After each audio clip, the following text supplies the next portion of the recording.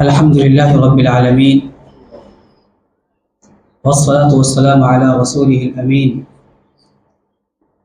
وعلى آله وصحبه أجمعين، وأشهد أن لا إله إلا الله وحده لا شريك له،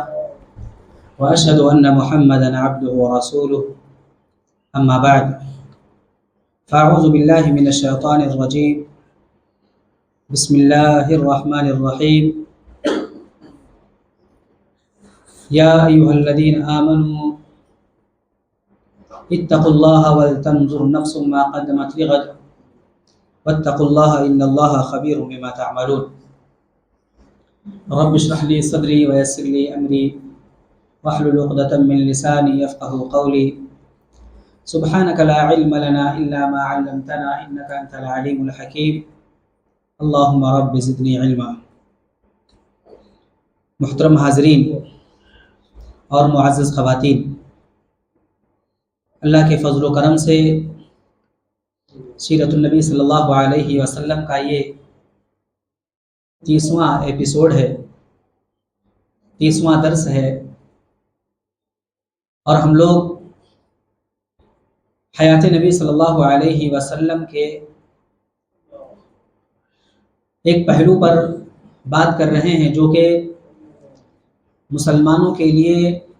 اور اللہ کے نبی صلی اللہ علیہ وسلم کے اوپر ایمان لانے والے پہلے جو لوگ تھے ان کے لیے آزمائش کا دور، تکلیفوں کا دور، مشقتوں کا دور اور بڑے امتحان کا دور تھا۔ پچھلے درس میں یہ گزرا کہ نبی کریم صلی اللہ علیہ وسلم نے جب جانا کہ نجاشی بادشاہ جو کہ حبشہ کا شاہ تھا، بڑا عادل ہے، کسی پر وہاں ظلم نہیں ہوتا، ہر ایک کے ساتھ عدل و انصاف کا معاملہ کیا جاتا ہے، تو مسلمانوں کو یہ حکم دیا کہ وہ فتنوں کے اس دور میں اپنے دین کی حفاظت کے لیے حبشہ کی طرف ہجرت کر جائیں، اور اس کے بعد باقاعدہ پروگرام بنایا گیا، اور پروگرام کے مطابق 5 نبوی رجب کے مہینے میں صحابہ کرام کے ایک گروہ نے حبشہ کی طرف ہجرت کی، اور جیسا کہ گزرا اس گروہ اور اس جماعت کے امیر خلیفہ ثالث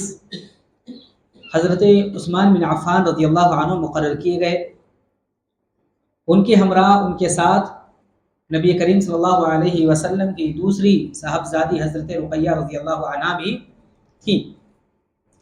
رسول اللہ صلی اللہ علیہ وسلم نے اس جماعت اور پاکیزہ گروہ کے بارے میں بیان کیا تھا کہ ابراہیم علیہ السلام اور لوط علیہ السلام کے بعد اللہ کی راہ میں یہ پہلا گھرانہ ہے جس نے ہجرت کی ہے۔ یہ لوگ رات کے وقت چپکے چپکے نکل کر اپنی منزل کی طرف رواں دواں ہو گئے۔ جب وہاں پہنچے تو دیکھا کہ 2 کشتیاں ہیں جو تجارتی کشتیاں ہیں، ان پر سوار ہو کر کے وہ لوگ حبشہ کی طرف چلے گئے۔ جب قریش کو معلوم ہوا تو بہت دیر ہو چکی تھی، ان لوگوں نے ان کو پکڑنا چاہا، پیچھا کرنا چاہا، لیکن ناکام رہے اور واپس لوٹ آئے۔ جب یہ لوگ جو حبشہ کی طرف ہجرت کر چکے تھے، حبشہ جیسے ہی پہنچے انہوں نے چین کا سانس لیا، ان کو راحت نصیب ہوئی۔ پھر اسی سال یہ رجب کا مہینہ ہے، رجب کے بعد شعبان اور اس کے بعد رمضان، 2 مہینے گزرے تھے، ایک واقعہ پیش آ گیا۔ وہ یہ تھا کہ ایک بار حرم میں نبی کریم صلی اللہ علیہ وسلم تشریف فرما تھے، وہاں باقاعدہ قریش کی ایک جماعت بھی موجود تھی، ان کے بڑے بڑے سردار بھی جمع تھے، اور آپ صلی اللہ علیہ وسلم اچانک اس وقت کھڑے ہو کر کے سورہ نجم کی تلاوت شروع کر دی۔ ان کفار نے اس سے پہلے قرآن اتنے غور سے یا اسی طرح سے اتنے قریب سے سنا نہیں تھا، اور نہ ہی ان کو یہ اندازہ تھا کہ اچانک نبی کریم صلی اللہ علیہ وسلم پڑھنے لگیں گے اور پھر اس طرح کی آیتیں اس میں ہوں گی، جن کی جو آیات آج فجر کی نماز میں بھی تلاوت کی گئی تھی شروع میں۔ اور انشاءاللہ کل فجر کی نماز میں بقیہ تلاوت کی جائیں گی۔ تو نبی کریم صلی اللہ علیہ وسلم نے جیسے سورہ نجم کی تلاوت شروع کی،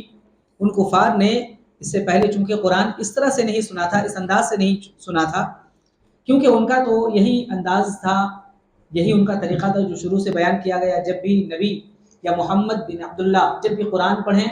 یا کوئی دعوت دیں، اپنے کانوں کو آپ بند کر لیں، بلکہ ان کا تو نعرہ یہ بھی تھا جیسا کہ قرآن نے بیان کیا ہے، لا تسمعوا لهذا القرآن والغوا فيه لعلکم تغلبون۔ سورہ فصلت کی آیت ہے، آیت نمبر 26، کہ جب قرآن پڑھا جائے تو قرآن مت سنو، اس کی طرف کان ہی مت دو۔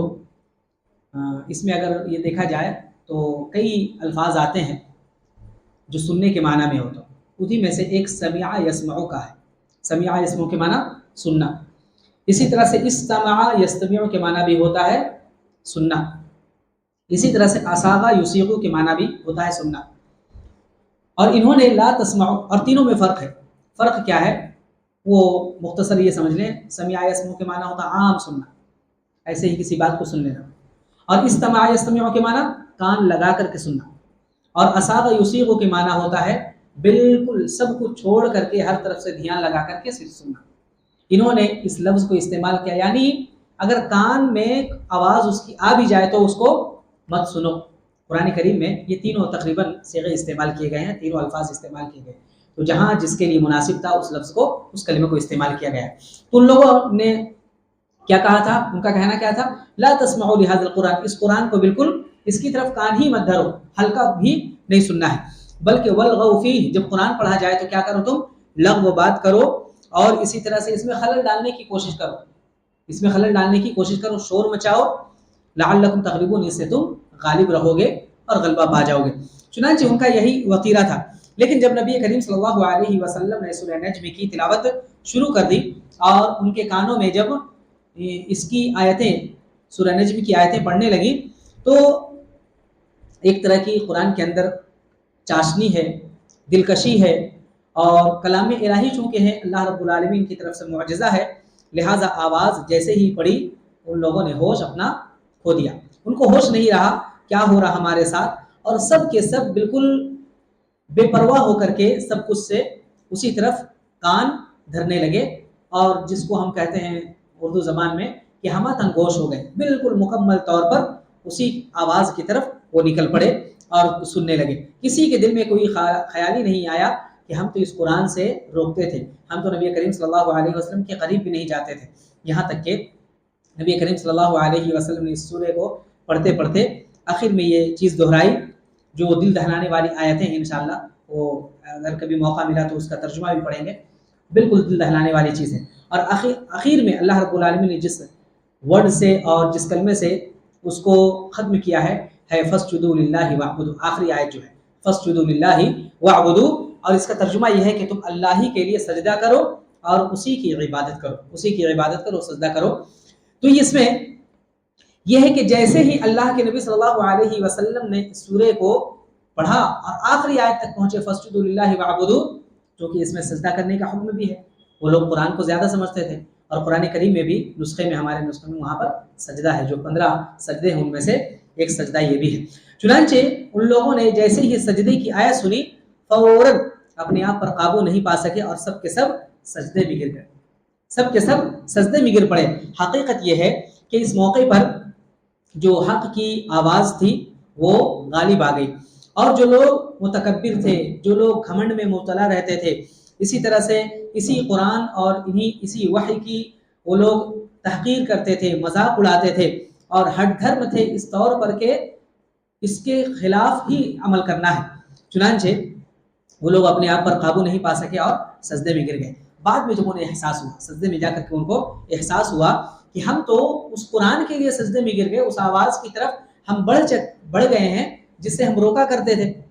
تو اب کیا کریں گے؟ وہ لوگ کہنے لگے وہی کام ہم کر بیٹھے، اسی دعوت کی طرف ہم چلنے لگے جس کو مٹانے کے لیے ہم نکلے تھے، جس کو ختم کرنا ہمارا مقصد تھا، اور ہم نے ایڑی چوٹی کا زور لگا دیا تھا۔ چنانچہ جو غیر موجود مشرکین تھے، وہاں پر جو لوگ موجود نہیں تھے، جو لوگ موجود تھے وہ تو سجدے میں گر پڑے، اسی طرح سے جو لوگ موجود نہیں تھے ان کی طرف سے عتاب ہوتا، سرزنش ہوتی، کیا کام کر رہے ہو تو ان کی مخالفت ہمیں کرنی تھی اور تم انہی کا ساتھ دے رہے ہو۔ جب ان لوگوں نے یہ بات شروع کی، جب ان لوگوں نے یہ کہنا شروع کیا بعد میں کہ تم لوگ کیسے قرآن کی آواز میں سجدے میں گر گئے، اس کے خلاف ہم لوگ کام کرتے تھے، تو ان کے بالکل ہوش اڑ گئے، ہمیں کیا کرنا تھا، ہم نے کیا کر دیا۔ چنانچہ انہوں نے اپنی جان چھڑانے کے لیے ایک بہانہ تراشا اور جھوٹ گھڑنا شروع کیا۔ انہوں نے کہا نبی کریم صلی اللہ علیہ وسلم اصل میں بتوں کا تذکرہ کر رہے تھے۔ کیا کہنے لگے کہ نبی کریم صلی اللہ علیہ وسلم محمد بتوں کا تذکرہ کر رہے تھے اور وہ کہہ رہے تھے کہ تلک الغرانیق العلا وان شفاعتهن لترجع۔ محمد بن عبداللہ ان بتوں کا تذکرہ کر رہے تھے جن بتوں کو ہم پوجتے ہیں، اور بڑے احترام سے تذکرہ کر رہے تھے، بہت اچھے اسلوب میں، بہت اچھے انداز میں تذکرہ کر رہے تھے، اور کہہ رہے تھے یہ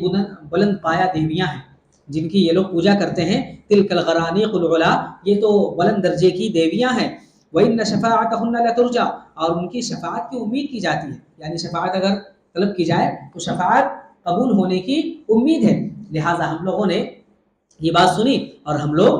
سجدے میں گر گئے۔ تو اللہ کے وحی یا اسی طرح سے محمد کی دعوت سے ہمارا کوئی تعلق ہی نہیں ہے، بلکہ ہم تو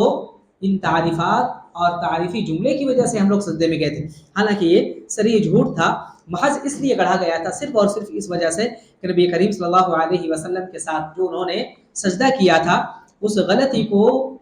ٹھیک کرنے کے لیے ان کے پاس کوئی معقول عذر ہو اور وہ اپنی جان چھڑا سکے۔ تو نبی کریم صلی اللہ علیہ وسلم پر یہ لوگ شروع سے جھوٹ گڑھتے تھے، کبھی ساحر، کبھی کچھ مجنون، کبھی پاگل، کبھی دیوانہ، نعوذ باللہ، یہ ساری باتیں کہتے تھے۔ تو یہ بات چھوٹی سی بات جبکہ ان کی غلطی پر پردہ ڈالنے والی بات ہے تو کیوں نہیں کہہ سکتے تھے، چنانچہ انہوں نے اپنا دامن بچانے کے لیے اس طرح سے جھوٹ گھڑے۔ ابھی جو واقعہ پیش آیا تھا، اس سے پہلے 2 مہینے پہلے رجب کے مہینے میں مسلمانوں کی ایک چھوٹی سی جماعت نے ہجرت کی تھی۔ ابھی جو واقعہ پیش آیا کہ مشرکین نے سجدہ کی، اب اس واقعے کی خبر ہر طرف پھیل گئی تھی، کہیں پر کچھ کہیں پر کچھ، جیسا کہ انہوں نے سامنے واضح کر دیا کہ نہیں، محمد نے ہمارے جو دیوتا ہیں یا ہمارے جو بت ہیں ان کی تعریف کی، اس لیے ہم لوگوں نے ایسا کی۔ لیکن ساری باتیں وہاں تک نہیں پہنچی، یہ بات پہنچی کہاں؟ حبشہ۔ جو لوگ حبشہ کی طرف ہجرت کر گئے تھے وہاں تک یہ بات پہنچی کہ مسلمانوں کے ساتھ یا محمد صلی اللہ علیہ وسلم کی قراءت سن کر کے، تلاوت سن کر کے ان لوگوں نے سجدہ کیا ہے۔ تو ان لوگوں کو بات یہ پہنچی کہ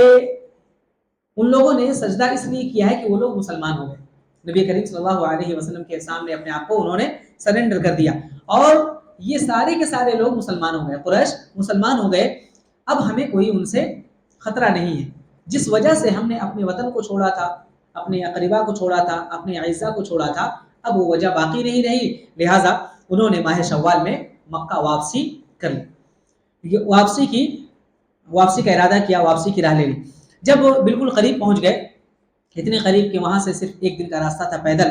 1 دن کا راستہ رہ گیا، تو پھر بعد میں معلوم ہوا نہیں، بات جو یہ تھی ہم تک پہنچی ہے وہ غلط پہنچی ہے۔ اصل وجہ یہ تھی کہ نبی کریم صلی اللہ علیہ وسلم کی تلاوت سن کر کے وہ مدہوش ہو گئے تھے، اور انہوں نے جو سجدہ کیا تھا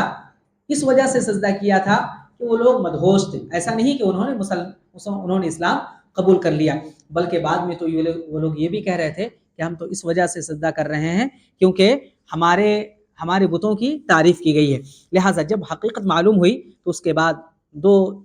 طرح کی جماعت بن گئی، ایک جماعت جو سیدھے حبشہ کی طرف پلٹ گئے کہ نہیں، اگر ہم جائیں گے، چونکہ ہم لوگ اس وطن کو چھوڑے ہیں تو لہٰذا ہمارے اوپر جو ظلم ہوتا تھا اس سے بڑھ کر کے ظلم کریں گے، لہٰذا وہ لوگ واپس حبشہ کی طرف چلے گئے، اور کچھ لوگ چھپ چھپا کر کے قریش کے پاس آ گئے اور قریش کے کسی آدمی کی پناہ لے کر کے وہاں پر داخل ہوئے مکہ کے اندر، ٹھیک ہے۔ اس کے بعد پھر دوسری ہجرت ہوگی جس میں اور بڑی جماعت ہے، اور مردوں میں بھی زیادہ لوگ ہیں، تقریباً 82 یا 83 مرد ہیں، اور اسی طرح سے کل 18 یا 19 عورتیں ہیں جو ہجرت کریں گے انشاءاللہ العزیز یہ۔ اور پھر ہجرت کے بعد چونکہ ایک بڑی جماعت نے مکہ کو چھوڑ کر کے دوسری راہ لی ہے حبشہ کی طرف، تو ان لوگوں کے اندر، اب قریش کے اندر جو چیز ایک کیڑا جو چل رہا تھا، یعنی کہ ہم لوگ ان کے خلاف رہیں گے، مخالفت کرتے رہیں گے، انہیں یہاں یا کہیں ہم اچھے سے جینے نہیں دیں گے، لہٰذا وہ لوگ اب سازش رچیں گے۔ یہ مکہ سے دوسری ہجرت جو ہوگی وہ، اور انشاءاللہ العزیز اس کے بعد جو ان لوگوں کی سازشیں ہوں گی ان کے خلاف، یعنی شاہ